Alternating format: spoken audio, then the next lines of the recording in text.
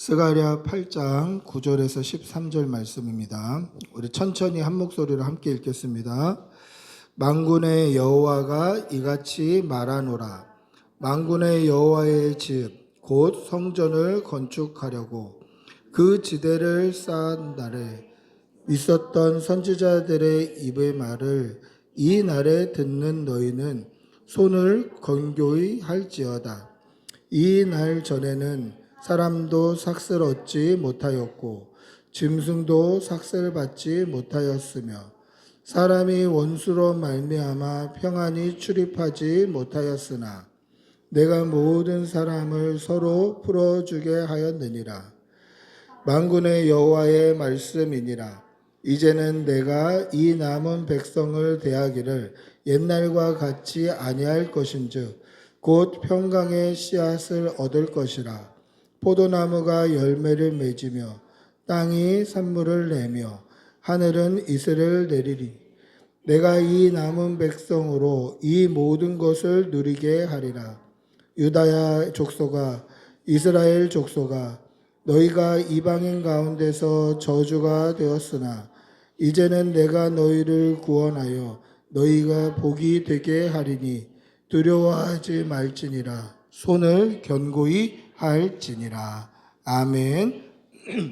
할렐루야. 미국의 심리학자들이 이 곤돌메기라는 물고기로 이제 심리학 실험을 했던 적이 있습니다. 오래전에 있었던 이야기인데 이 곤돌메기라는 어종은 이제 여러 가지 학명이 있어요. 곤돌이라고 부르기도 하고 곤돌숭어라고 부르기도 하고 우리나라에서는 열목어라고도 부르기도 합니다. 연어과 회류성 어종인데 육식을 하는 연어과 회류성 어종입니다. 그래서 치어가 바다로 나가서 살다가 이제 성어가 되면 알을 낳기 위해서 이제 고향으로 돌아오는 그런 회류성 어종입니다. 심리학자들은 이 물고기를 가지고 어떤 실험을 했냐면 이 큰 어항에다 곤돌메기를 넣어놓고 이 육식 어종이니까 작은 물고기들을 왕창 풀어준 거예요. 그래서 어떻게 먹이 활동을 하는지 본 거죠. 그랬더니 막 입을 벌리고 이 먹이에게 막 달려가는 거예요. 먹이를 향해서 달려가는 그 돌진하는 그 힘이 엄청난 거죠. 달려가서 먹고 그럼 아무 별로 힘을 안 들여도 이 물고기를 너무 많이 풀어주니까 막 잡아먹는 거예요.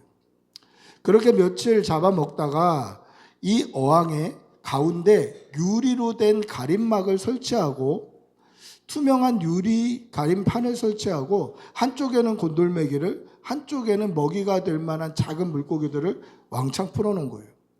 그랬더니 이제 평소처럼 이 곤돌메기가 먹이를 향해서 입을 벌리고 달려가는 거죠. 근데 가림판이 있지 않습니까? 투명하니까 이 투명한 가림판에 먹이를 먹으려고 달려가다가 세게 부딪히는 거예요. 몇 번 부딪히는 거죠. 쾅 부딪히고 또 달려가다 부딪히고 입을 벌리고 달려가다 보니까 고통스럽고 아프고 다치는 거예요. 그렇게 여러 번 부딪힌 거예요. 그랬더니 이제 공격을 안 하는 거예요. 그래서 이제 또 며칠이 지나서 이 가림판을 이제 빼준 거죠. 그럼 어떻습니까? 예전처럼 달려가서 먹으면 되는 거예요. 그런데 더 이상 먹이 활동을 하지 않는 거예요. 먹이를 먹으러 갔다가 보이지 않는 벽에 받쳐서 실패와 절망을 경험한 곤돌메기는 더 이상 먹이를 먹지 않는 거예요. 근데 언제까지 먹지 않나 봤더니 굶어 죽을 때까지 먹이 활동을 안 하는 거예요. 입 앞으로 먹이가 지나가도 눈 옆으로 먹이가 지나가도 절대 먹이 활동을 안 하는 거예요. 왜 그렇습니까? 실패했고 좌절했고 고통스럽고 아팠던 경험 때문에 더 이상 그 일을 하지 않는 거예요. 그래서 이제 굶어 죽는 거죠. 그래서 심리학자들은 이것을 어떻게 보고서를 썼냐면 실패와 좌절이 주는 고통은 죽음에 이르게도 할 수 있다라고 쓰면서 그 반대로 소망과 좌절은 생명과 죽음의 갈림길이 될 수도 있다라고 보고서를 써요. 여러분, 소망은 생명의 갈림길이 될 수도 있고 슬픔과 좌절과 고통은 죽음의 갈림길이 될 수도 있는 거예요.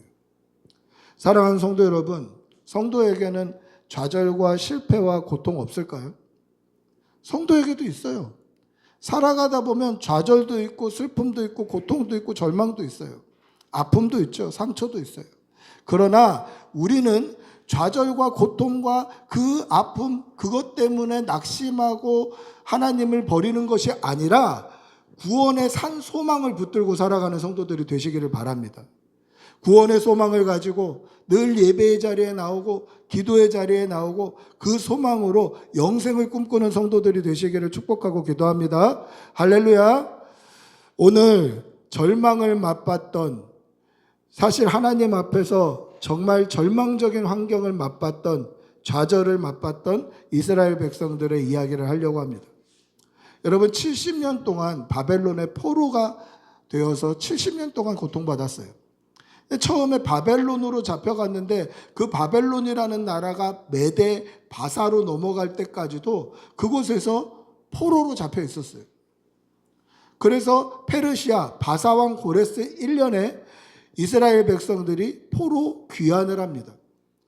고향 땅 예루살렘으로 돌아오는 거예요. 얼마나 좋겠습니까? 70년 만에 이방의 포로 생활을 하다가 이제 예루살렘으로 돌아갈 수 있는 거예요. 돌아가면 예배 드릴 수 있고 하나님께 제사 드릴 수 있고 내 집에서 맘대로 생활할 수 있고 내가 기른 것을 내가 먹고 살 수 있는 거예요. 딱 돌아와 봤더니 하나님의 성전은 완전히 무너져 있고 성문은 불타서 온데간데도 없고 우리 집은 하나도 남아있는 것이 없고 농사 짓던 땅은 농사를 안 지어서 황폐한 돌무더기가 되었고, 그리고 심지어 이방인들이 들어와서 살고 그들로 말미암아 우리의 치안이 지금 문제가 되는 거예요. 언제 공격할지 모르는 아주 절망적인 환경을 보게 되는 거죠. 하나님께서 우리를 포로에서 귀환시키셔서 이제 예루살렘 고향으로 돌아간다 기쁘게 찾아온 그 성도들이 봐야 되는 환경은 절망이에요. 낙심이에요.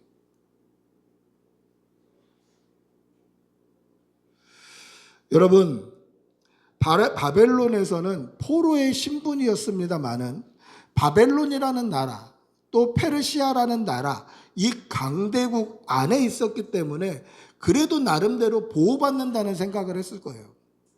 그런데 여기 이스라엘에 오니까 어떻습니까? 다시 예루살렘으로 오니까 우리를 보호할 군사가 없는 거예요. 이방인이 드글드글하죠. 이방 나라들이 지척까지 와 있죠. 언제 우리를 삼킬지 모르는 그런 환경 가운데 놓여 있었다라는 것입니다. 기쁜 마음으로 고향 땅으로 돌아왔지만 백성들의 눈앞에 펼쳐진 건 뭡니까? 신앙적으로 절망할 만한 환경이에요. 예배 드릴 수 없어요. 성전이 무너져 있고 성문은 완전히 불타 없어졌어요. 또 사회적으로는 어떻습니까? 이방 나라에 언제 공격이 쳐들어올지 몰라요. 그리고 경제적으로는 어떻습니까? 땅이 황폐하게 되어서 당장 먹고 살 일이 막막하다라는 거예요. 집도 없는 거예요.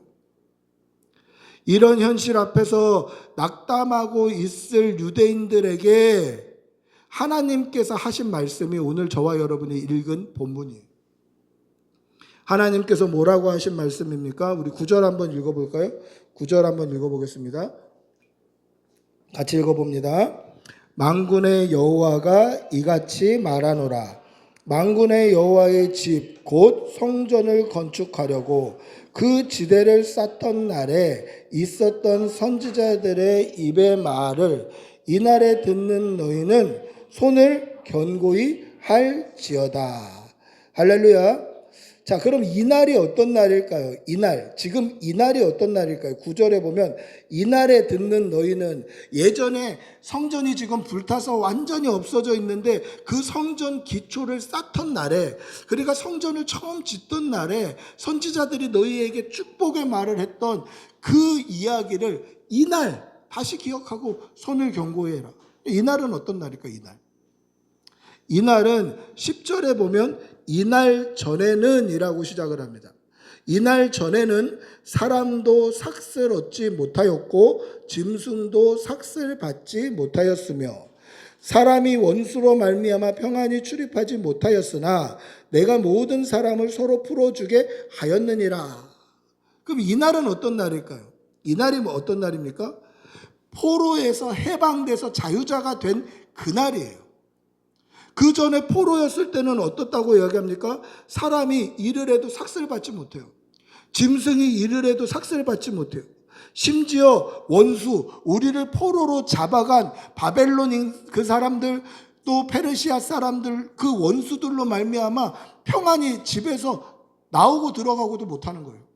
그러니까 포로니까 이게 창살만 없지 그냥 감방 생활하는 거예요.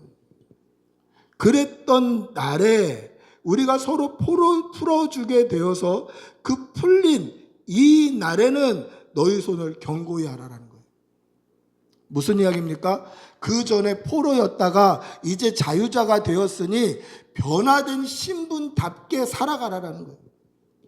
사랑하는 성도 여러분, 우리 역시 죄의 종이었다가 예수 그리스도의 십자가 보혈로 말미암아 죄 씻음을 받고 하나님의 백성이 되는 권세를 얻은 사람들임을 믿으시기 바랍니다. 할렐루야. 우리 역시 신분의 변화가 일어난 사람들이에요. 예전엔 죄의 종이었고 그대로 살면 100% 지옥 갈 수밖에 없고 하나님의 심판을 받을 수밖에 없었던 저와 여러분들이 예수 그리스도 십자가의 보혈로 말미암아 거듭나서 이제는 구원받을 성도가 되는 거예요. 하나님의 자녀가 되는 권세를 얻은 거예요. 그러니 거듭난 성도답게 살아야 되는 거죠. 사랑하는 성도 여러분, 우리가 그전에는 어떻게 살았습니까? 죄의 종으로 내가 하고 싶은 대로 살았어요. 내 마음대로, 내 힘대로, 내 의지대로 살았어요. 그러면 예수님의 십자가를 믿음으로 통과한 사람들은 어떻게 살아야 될까요?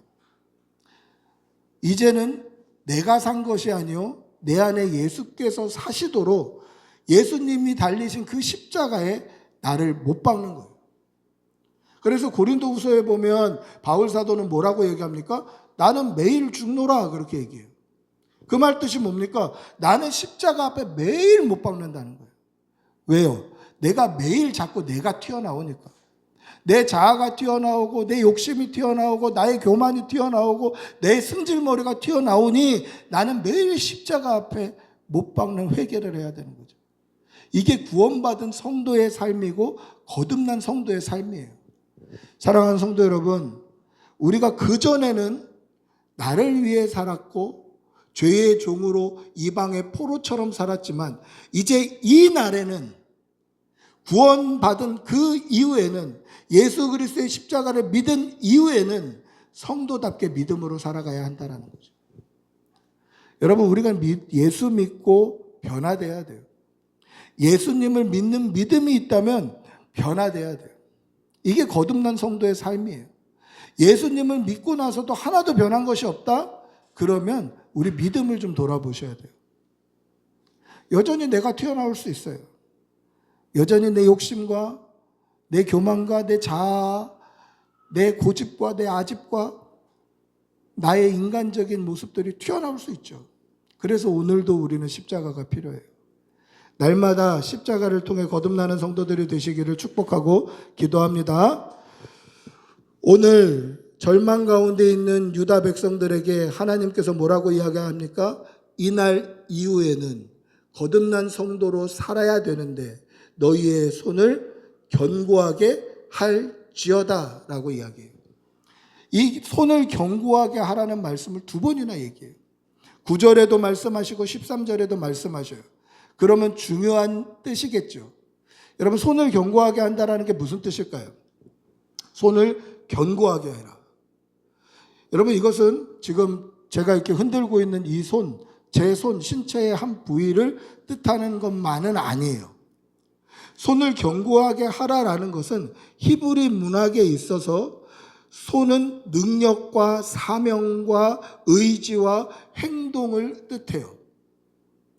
그러니까 손을 견고하게 하라라는 것은 네 사명을 더 강하게 따라서 행해라. 또는 하나님의 말씀을 강하게 순종해라라는 뜻이에요. 여러분, 우리말에도 그런 말 있죠. 만약에 절망하고 낙심하고 실패해서 내 사명을 포기하고 내가 해야 될 일들을 포기하면 우리는 흔히 뭐라고 이야기합니까? 아유, 저거 손 났네. 그렇게 얘기해요.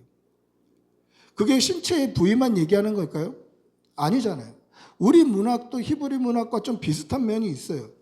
그래서 아이고 저거 손 놨네 그러면 손에 잡은 걸 놨다라는 게 아니고 저게 이제 절망하고 낙심하고 낙담해서 해야 될 일을 하지 않네, 사명을 버렸네, 그 뜻이에요. 그러면 반대로 손을 견고하게 하라라는 것은 무슨 뜻입니까? 사명에 힘을 쓰라는 거예요. 하나님의 말씀에 힘을 쓰고 하나님을 믿는 믿음에 힘을 쓰라라는 거예요. 하나님의 말씀에 순종함을 멈추지 말라는 거죠. 말씀을 따르는 믿음의 삶을 멈추지 말라는 뜻이에요.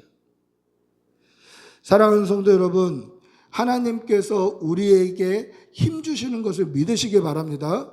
그전에는 바벨론 포로였어요. 바벨론의 소유였단 말이에요. 그런데 이제는 하나님의 소유된 백성이 되었기 때문에 하나님께서 너희 손을 견고하게 해라. 즉 하나님이 힘 주실 테니, 너희의 힘이 되어 주실 테니 사명을 버리지 말라라는 뜻이에요. 우리 13절 한번 다시 읽어볼까요? 오늘 우리가 읽었던 본문 13절입니다. 같이 읽어봅니다. 시작. 유다 족속아, 이스라엘 족속아, 너희가 이방인 가운데서 저주가 되었으나 이제는 내가 너희를 구원하여 너희가 복이 되게 하리니 두려워하지 말지니라. 손을 견고하게 할지니라. 할렐루야. 유다 족속아, 이스라엘 족속아, 너희가 이방인 가운데서 저주가 되었어. 이게 과거의 그들의 모습이었어요. 70년간 이방의 객이 되어서 포로로 살았던 이유는 하나님의 심판, 저주 때문이에요. 그런데 이제는 포로에서 돌아온 이제는 내가 너희를 구원하여 너희가 복이 되게 하리니 두려워하지 말지니라. 손을 견고히 할지니라 라고 얘기해요. 너희가 복이 되게 하시겠다라고 약속하시는 거예요. 이게 무슨 뜻입니까? 그동안 70년 동안 고생했으니 이제 복 줄게, 그 뜻이에요? 그 뜻이 아니에요. 그 뜻이었다면 네가 전에는 저주를 받았으나 이제는 복을 받게 될 것이다 라고 말씀하셨을 거예요. 근데 뭐라고 이야기합니까? 너희가 복이 될 거다라고 얘기해요. 자, 이거 어디서 많이 들어본 이야기예요? 복이 될지어다. 어디서 들어본 이야기입니까? 하나님께서 아브라함에게 하셨던 약속이에요. 그 아브라함에게 하셨던 약속을 다시 너희들에게 이어가시겠다라는 뜻이에요. 하나님께서 아브라함에게 복이 되게 하셔서 그 아브라함이 믿음으로 말미암아 복을 얻었던 그 후손들까지 이어지고 오늘 저와 여러분에게까지 이어진 이 복을 이제 그들로 다시 이어가시겠다라는 거예요. 그렇기 때문에 이제 손을 견고히 해라라는 거예요. 그럼 손을 견고히 해서 가장 먼저 해야 될 일이 뭘까요? 우리 오늘 읽지는 않았습니다만은 스가랴서 1장 16절 한번 읽어보겠습니다. 스가랴서 1장 16절 같이 읽어보겠습니다. 스가랴서 1장 16절 같이 읽습니다. 그러므로 여호와가 이처럼 말하노라. 내가 불쌍히 여김으로 예루살렘에 돌아왔은즉 내 집이 그 가운데에 건축되리니 예루살렘 위에 목줄이 쳐지리라. 만군의 여호와의 말이니라. 할렐루야. 이제 너희들이 하나님께서 불쌍히 여기심으로, 긍휼히 여기심으로 포로에서 예루살렘으로 돌아왔은즉 가장 먼저 뭐를 하라고 말씀하십니까? 내 집을 세우라는 거예요. 내 집을. 하나님의 집, 성전을 다시 세우라는 거예요. 그래서 이제 먹줄이 쳐지리라 라는 것은 바닥에 까만색 이제 실로 먹물을 묻혀서 저쪽에서 이쪽으로 쫙 당깁니다. 그리고 바닥에 놓고 그 실을 이렇게 잡았다가 탕 튕기면 바닥에 반듯한 선이 쫙 그어져요.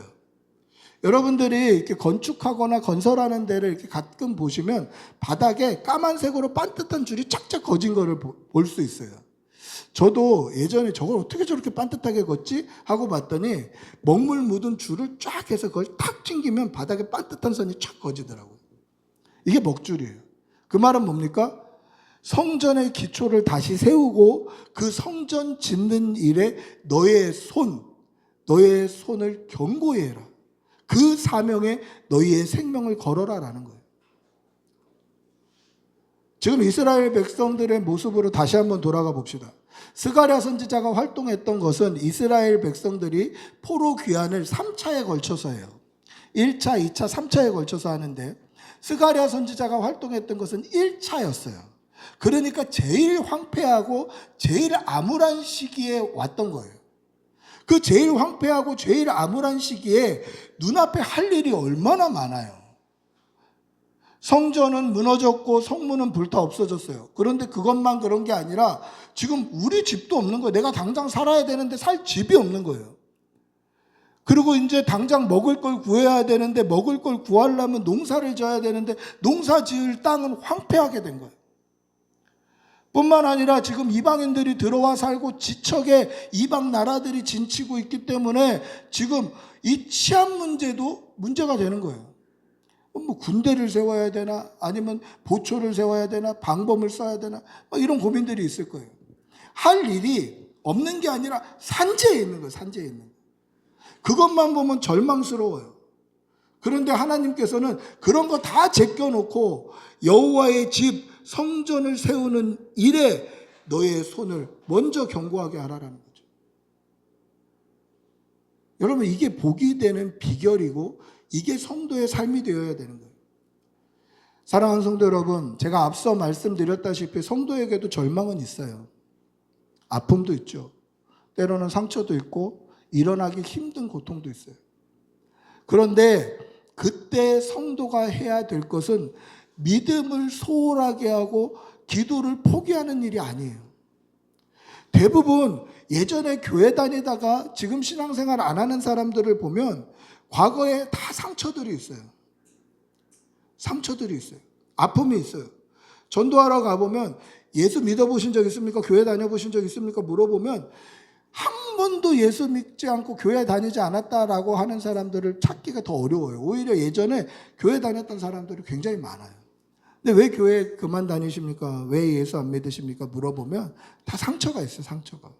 상처, 절망, 아픔은요 세상 사람들에게만 있는 게 아니라 그리스도인들에게도 있고 저와 여러분에게도 있고 심지어 목사에게도 있는 거예요.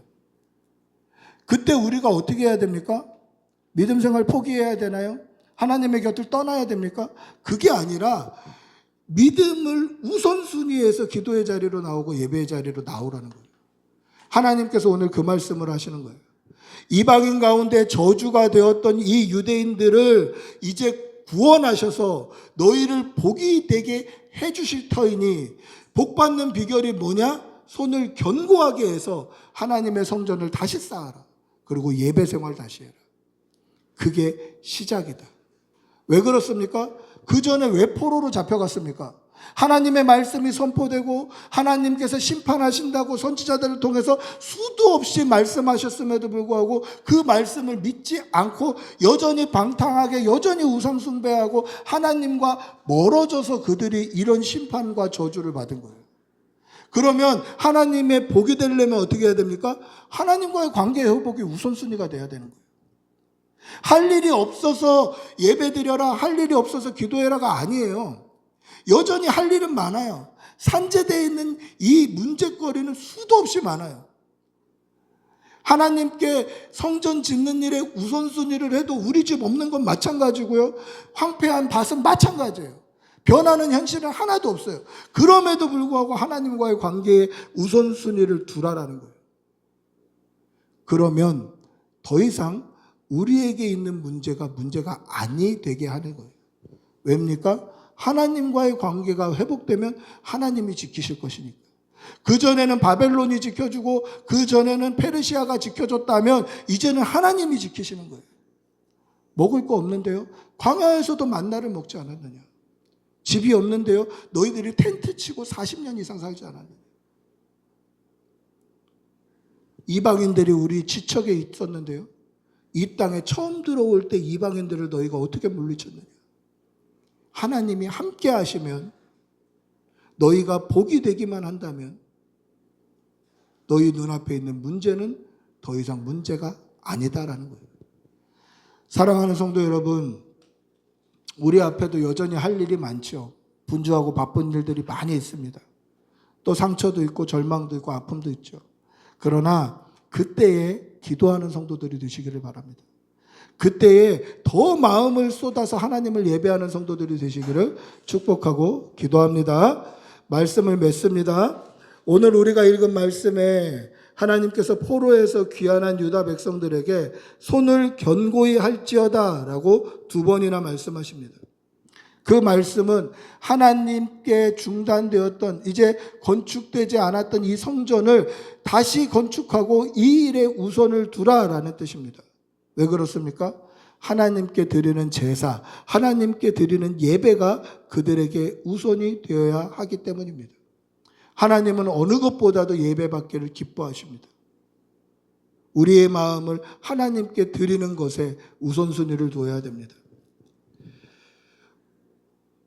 날마다 손을 견고히 해서 하나님을 더 사랑하시고 하나님 주신 사명에 충성하고 믿음으로 하나님께 우선순위를 삼아 살아가는 주의 백성들이 되시기를 축복하고 기도합니다.